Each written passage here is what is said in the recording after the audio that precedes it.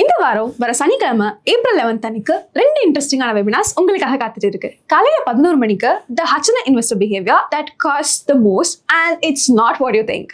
அது தொடர்ந்து 12 மணிக்கு the number 1 investor behaviour that destroys wealth and almost everyone does it. இந்த 2 வெபினாருக்கான லிங்க்குமே டிஸ்கிரிப்ஷன்ல கொடுத்துருக்காங்க. மறக்காம ஜாயின் பண்ணிக்கோங்க. உங்களை அங்க பாக்குறதுக்கு நாங்க அவளோட காத்துட்டு இருக்கோம். ஒரு போர்ட்ஃபோலியோவை எப்படி கரெக்ட் பண்ணணும்? நிறைய பேருக்கு அவங்க போர்ட்ஃபோலியோல தப்பு இருக்கு அப்படின்னு தெரியும். அந்த தப்பு என்னங்கிறதும் தெரியும். ஏன்னா நமக்கு தெரியாம நாம என்ன தப்பு பண்ணோங்கிறது வேற யாருக்கு தெரிய போகுது? இன்ஃபேக்ட் வேற யாருக்கும் தெரியக்கூடாதுங்கிறதா நம்மளுடைய கவலையா இருக்கு. இந்த கவலையினால நம்ம என்ன பண்றோம்? நம்ம போர்ட்ஃபோலியோல தொடர்ந்து ஒரு தப்பை நீடிக்க செய்யறோம். இன்ஃபேக்ட் அதே தப்பை தொடர்ந்து செஞ்சுக்கிட்டே இருக்கும். சிம்பிளா சொல்லணும்னா, தப்பான ஸ்டாக்கை செலக்ட் பண்ணிட்டு அந்த ஸ்டாக்ல தொடர்ந்து டவுன்வர்ட் ஆவரேஜிங் பண்றது தான் இன்னைக்கு முதலீட்டாளர்களுடைய மிக பெரிய தப்பு. இந்த தப்புல இருந்து எப்படி மீண்டு வருதுனாக்கா, ஃபர்ஸ்ட் ஒரு இடத்துல தப்பு நடந்துருச்சுன்னா அந்த இடத்துல மேலும் பணத்தை போடக்கூடாதுங்கிற அடிப்படை புரிதல் வரணும். ரொம்ப simple but very difficult to practise.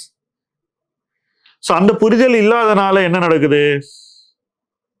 அந்த புரிதல் இல்லாதனால முதலீட்டாளர்கள் போட வேண்டிய அளவை விட அதிக பணத்தை தப்பான ஸ்டாக்ல போட்டுடுறாங்க. இது நடந்த உடனே அவங்க போர்ட்ஃபோலியோல இன்னும் ரிஸ்க் அதிகமாயிடுது. நம்ம கிட்ட இருக்கக்கூடிய சேமிப்புங்கிறது ஒரு அளவுக்குள்ளதான். எவ்வளவு வேணா பணம் போடக்கூடிய இடத்துல யாருமே இல்லை.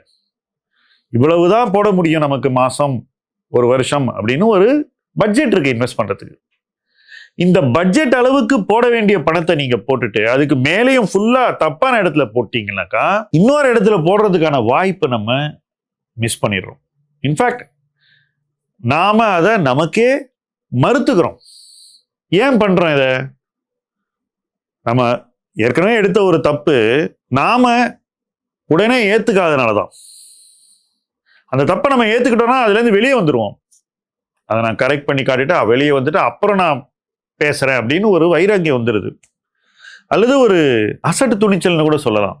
ஏன்னா எனக்கு தெரிஞ்சு நான் ஒரு தப்பு பண்ணும்போது அதுல இருந்து வெளியே வந்துதான் நான் வாழ்ந்திருக்கேன் ஒழிய அதுல பெருசா கம்பு சுத்தி ஜெயிக்கலாம் முடிஞ்சது இல்லைங்க.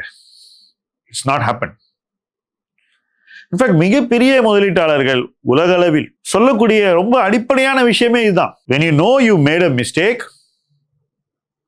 go out of it. அதான். not put more money on the mistake. ஏன்னா முதலீட்டுல தேர்வுல ஒரு தவறு என்பது ஒரு விபத்து. நம்ம எரியாமல் நடக்கக்கூடியதா கூட நம்ம வச்சுக்கலாம், தப்பு இல்லை. யாரோ சொன்னாங்க, நான் இன்னும் கொஞ்சம் யோசிச்சு இதை வாங்கி இருக்கணும், என்னமோ அந்த நேரத்துல வாங்கணும்னு தோணுச்சு வாங்கிட்டேன், இப்படி கூட இருக்கலாம், தப்பு இல்லை. பட் அப்புறம் நீங்க அதை தெளிவான ஒரு மனநிலையில இருந்து பார்க்கும்போது இது தப்புன்னு தெரியும் போது அதை ஏத்துக்கணும் இல்ல. இதுதான் இன்னைக்கு இன்வெஸ்டர்ஸ் அதிகமா செய்ய தவறுகிறார்கள். பட் நான் இதுக்கு முன்னாடி நான் பண்ண தப்புலாம் ஆவரேஜ் பண்ணி வெளியே வந்துட்டேனே சார் 2020 24 வரைக்கும் அப்படின்னு கேள்வி எல்லாருக்கும் வரும். 20 24 வரைக்கும் one sided market. Every dip got bought into. கீழே வந்தா நிறைய பேர் வாங்கி மறுபடியும் மேலே கொண்டு போயிட்டாங்க. ஸோ சப்போஸ் நீங்க ஒரு ஸ்டாக்கை 300 ரூபாயில வாங்கியிருக்கீங்க, 300 200 வருது, 200 நீங்க வாங்கிட்டு திருப்பி அது 400 போறதுக்கு ஒரு காலச்சூழல் இருந்தது, ஒரு சந்தை அமைப்பு இருந்தது, நிறைய விஷயங்கள் கை கூடிச்சு. இதெல்லாம் நடந்திருக்கணுமா அப்படின்னாக்கா அதுவே கொஸ்டின் மார்க். இன்னைக்கு நீங்க அந்த மாதிரி ஆவரேஜ் பண்ண ஸ்டாக்கு 600 700 போயிட்டு மறுபடியும் 300 வந்துருச்சுன்னா என்ன பண்ணுவீங்க? அந்த பாயிண்ட்ல அது தப்புன்னு நீங்க நினைப்பீங்களா, இல்ல மறுபடியும் 700 போகும்னு நினைப்பீங்களா? இதுதான் கேள்வி. இன்னைக்கு நீங்க அந்த பங்கினுடைய விலையை பார்க்க கூடாது, அதன் உண்மை மதிப்பை பார்க்க வேண்டும். வேல்யூ என்ன இந்த ஸ்டாக் நியாயமான வேல்யூ என்ன மதிப்புல இந்த நிறுவனம் வணிகமாக வேண்டும். இது செய்யறதுக்கு நிறைய பேருக்கு தெரியாதனாலதான் அவங்க பிரைஸை வச்சே மொத்த ஆட்டத்தையும் வியூகத்தையும் அமைச்சுக்கிட்டு இருக்காங்க. ஸோ ஃபண்டமெண்டலா ஒரு தப்பு நடக்கும் போது அந்த தப்பு நமக்கு தெளிவா தெரியும் போது it should be acted upon. நம்ம அதுல இருந்து வெளியே வர்றது தான் நமக்கு நல்லது. இதை எவ்வளவுக்கு எவ்வளவு சீக்கிரம் நம்ம ஏத்துக்கிறோமோ அவ்வளவுக்கு எவ்வளவு நல்லது. மார்க்கெட் என்ன பண்ணுது?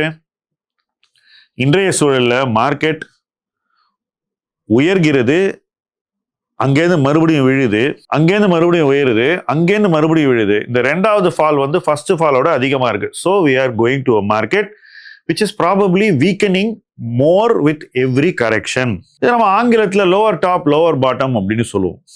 அப்படிப்பட்ட ஒரு மார்க்கெட்டை நோக்கி தான் நம்ம போயிட்டு இருக்கோம். நியூயர் ஹையை பிரேக் பண்ணிட்டு போகக்கூடிய மார்க்கெட் இப்போ வருமா அப்படின்னு கேட்டீங்கன்னா எனக்கு அதற்கான சாத்தியக்கூறுகள் உடனடியாக தெரியவில்லை.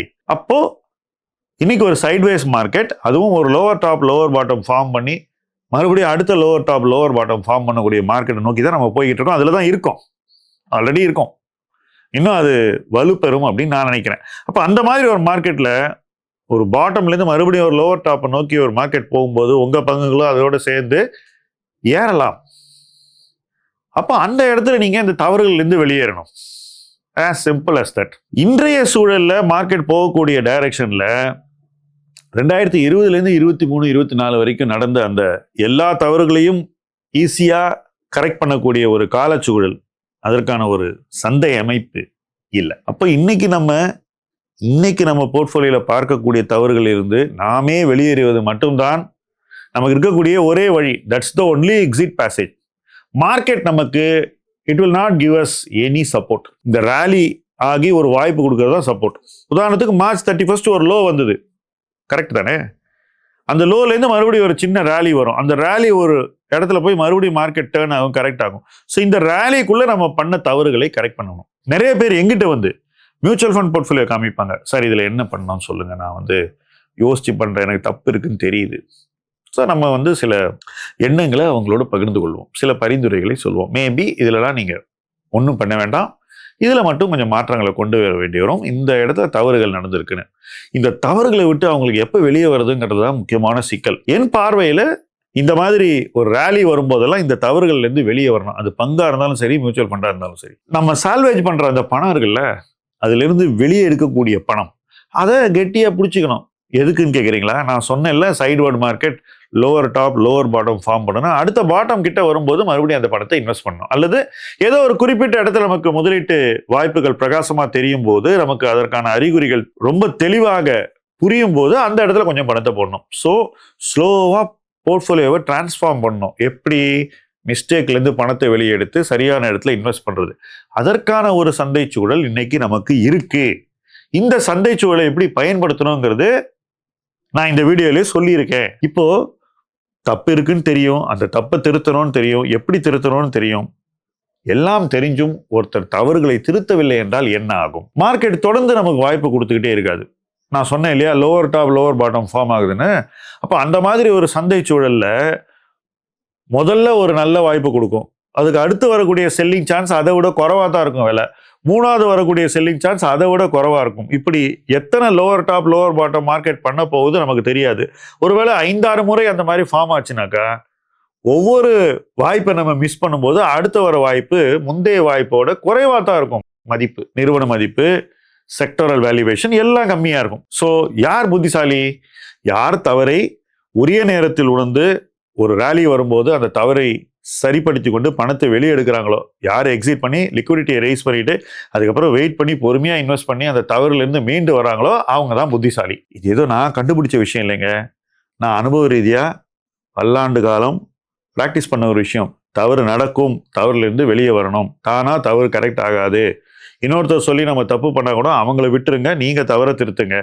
இதுதான் முதலீட்டில் இருக்கக்கூடிய ரொம்ப அத்தியாவசியமான தேவை. Take ownership for mistake. சக்சஸுக்கு நீங்கள் உரிமை கொண்டாடுறீங்களோ இல்லையோ, தவறுக்கு உரிமை கொண்டாடுங்க, பொறுப்பெடுத்துக்கங்க, அதிலிருந்து வெளியே வாங்க, அடுத்த இடத்தை நோக்கி போங்க, வெற்றி நிச்சயம். எல்லா விஷயங்களையுமே திருத்தக்கூடியவர்கள் மட்டும்தான் திருந்தி வளர்வார்கள். தவறுகள் என்பது இயல்பாக நம்ம வாழ்க்கையில் வரக்கூடிய ஒன்று. முதலீட்டில் நிச்சயமா தவறுகள் வரும், எனக்கு நிறைய வந்திருக்கு. ஒவ்வொரு தப்பையும் உணர்ந்து ஏற்றுக்கொண்டு திருத்தி கொண்டதால் தான் நான் முதலீட்டில் முன்னேற முடிந்தது. நீங்களும் முன்னேற வேண்டும் என்பதுதான் இந்த வீடியோவை இப்படி போடுறதுக்கான நோக்கம். தொடர்ந்து தவறுகளை திருத்திக் கொள்ளுங்கள், முன்னேறுங்கள், இணைந்து பயணிப்போம். முதலீட்டு களம் உங்கள் களம். நன்றி.